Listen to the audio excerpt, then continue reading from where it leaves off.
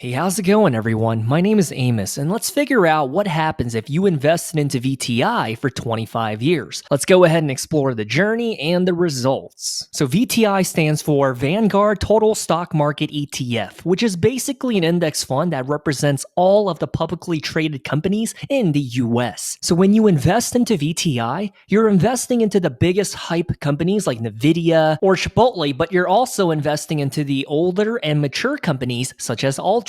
It covers all of your bases, the good and the bad. Kind of like a guy who says he's willing to order anything on the Applebee's menu. To help illustrate what's about to go down, we're going to assume that Lucas Rodriguez, who you see on your screen, is 38 years old and he's thinking about doing this investing strategy because he wants to retire by the time he is 62 or 63 years old. He does not want to be checking receipts at the exit of a Costco as a 78-year-old because he still needs money to survive. And so he's hoping that investing might be an alternative path that he can take to retire in peace. I don't know about you, but when I'm 75 years old, I just want to be butt-ass naked in a sauna and reading books near a lake and walking my dogs and just hanging out with my wife. I don't want to fight customers over whether or not they are stealing a box of Skittles. That's the last thing I want to do as an old man that wears a size small and a size 7 shoe. So why are we doing this experiment? Well, it's because we want to put these statements to the test. A bunch of idiots on the internet say we ought to be investing because it's good for us. And what you see on your screen right now tends to be their narrative and speaking points. The internet talks about how holding cash is losing money because of inflation and how we should invest for the long run instead of day trading and for a compound interest to work with us and for our money in the market to do its thing, which is to grow. But I don't know, let's go ahead and see what happens. And now we're basically looking at the overview profile of VTI. Imagine this is the homepage of VTI's Facebook account, minus all of the selfies he would have taken with SCHD and VU, which are two other very popular ETFs. Which, by the way, if you are a man above the age of 30 and definitely above the age of 40 years old, you ought to take more photos of yourself. Because if you're anything like me,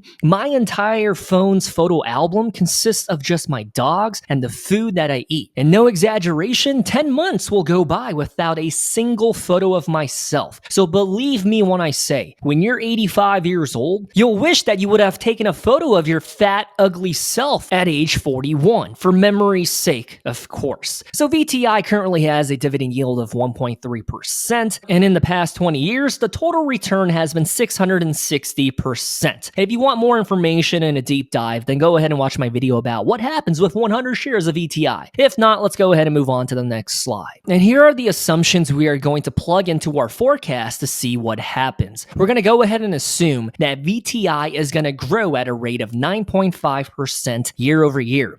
And then that dividend payout that they give, which is I think like what, $3 or so? Yeah, $3.18. That's going to grow at a rate of 9% year over year. And what's wild is instead of taking those dividends and using it to buy a cup of coffee once a week, instead we are going to reinvest it into the portfolio to buy more shares. And we are going to assume that Lucas is going to start out with 10 shares of VTI, which is worth about $2,600. And not only that, every single month until he decides to retire, he's going to throw in $900 into this portfolio in order to buy more shares of VTI. So there's two variables buying more shares. Number one is going to be the dividends being reinvested, and number two is going to be the external contribution of $900 every month. So let's go ahead and ask ourselves, with these variables in place and $2,600 initially into VTI, what is going to happen after 25 years? And speaking of 25 years, less than 25 days away until college football and the NFL is back up and running. And I'm going to tell you right now, I'm pretty excited because this is a rebuilding year for my beloved Seattle Seahawks. I can't wait to see my Seahawks get their balls kicked by every team in the NFC West. I believe, no joke, we are probably the weakest in the NFC West heading into the season, which is almost comical because during the Pete Carroll era, we were always the top dog. But it's time to see who the real Seahawk fans are, because as we enter another rough season, the bandwagon fans are going to be gone. Although I will say, some people think the Arizona Cardinals look even worse than we do right now, but we'll see. Anyways, back to the video. So this is what would happen after 25 years to the portfolio of Lucas.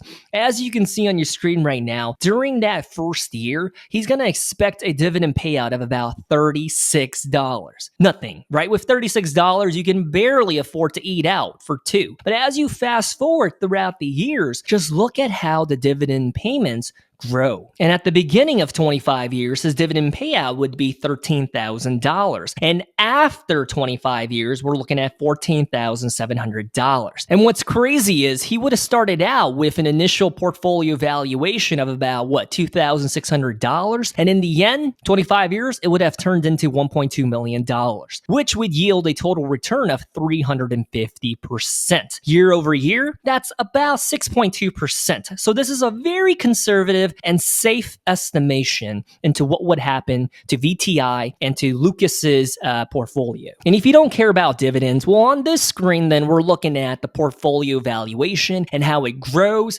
year over year. And at the end of year one, after his contribution of $10,000, the portfolio would be $13,700. But look what happens after the end of year 10.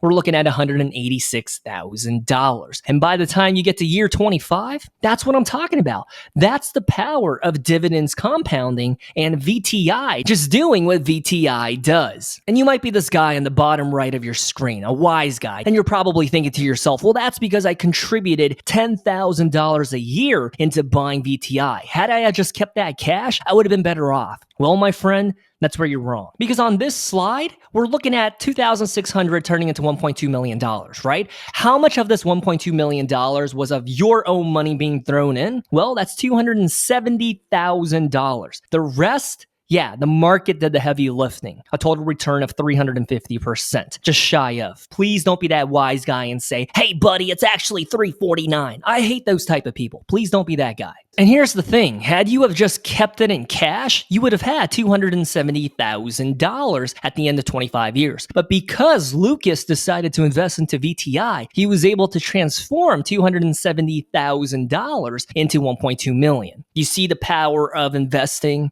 If you don't, well, check this out. So by the time Lucas turns 62 or 63 years old, he probably wants to pull the trigger and be retired. Let's just go ahead and say that Lucas is going to sell the VTI portfolio and convert it into a dividend portfolio that yields 4%, a very modest dividend yield. So in retirement, Lucas is basically going to transform his portfolio, sell completely out of VTI and buy shares of Altria, Coca-Cola, Microsoft, etc. And when he does that, his yearly dividend income is going to be about $49,000. And when we break that down month to month, that's $4,000 a month in dividends. And when we think about Social Security benefits and add $1,800 on top of that $4,000, he's looking at just shy of $6,000 a month in retirement to live off of. And think about it like this. When all of his big ticket items are paid off, that isn't too bad, unless you're trying to retire in San Francisco,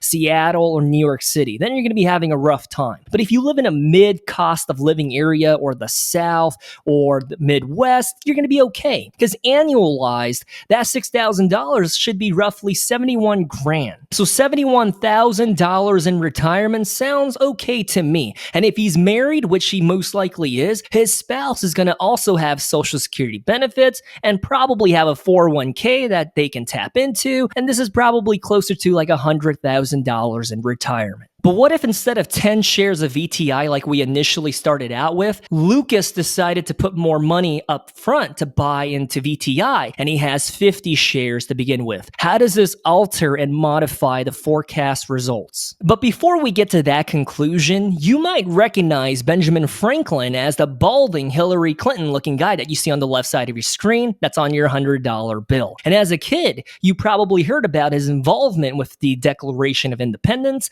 and his role as a founding father for our country. But let me tell you a grown-up fact about this dude. Back in the late 1700s, there was a candid letter, a complaint published in one of the more prominent newspapers in London. It talked about how annoying it was that England was responsible for providing shelter and food for illegal immigrants from Prussia. So when you think about the people that were outraged and pissed off, it's similar to how these days there's some people that want a bigger wall built on our southern border to stop the mass migrations from coming in. So imagine that type of anger and irritation and frustration. Once Prussia heard about this, they became pissed off. So this letter was influencing people in England to be pissed off, and when Prussia heard about this, they also got their feathers all ruffled up because they felt like Britain was insulting them. Because in the letter, a British citizen was insinuating that England was too good to host these deported immigrants from Prussia. And what's hilarious is that both countries were about to take up in arms and fight to squash their beef, but they found out that the letter was a prank. The letter was written by no other than the thin-lipped dude that you see on the left side of your screen. He was living in London at the time and was so bored that he wanted to start drama for no reason but for his own entertainment. Alright, so by starting out with $13,000 invested into VTI instead of $2,600, this would be the result, $1.3 million. The principal amount would have been $283,000. Almost everything else is equal, but the total return is 381%. So by starting out with a little more up front, the difference is about $138,000 in the end. So by putting in just shy of $11,000 extra dollars up front, it would have given you this much more money. And mind you, that's while keeping the monthly contributions the exact same of $900 a month. But I don't know about you, 1.2 million to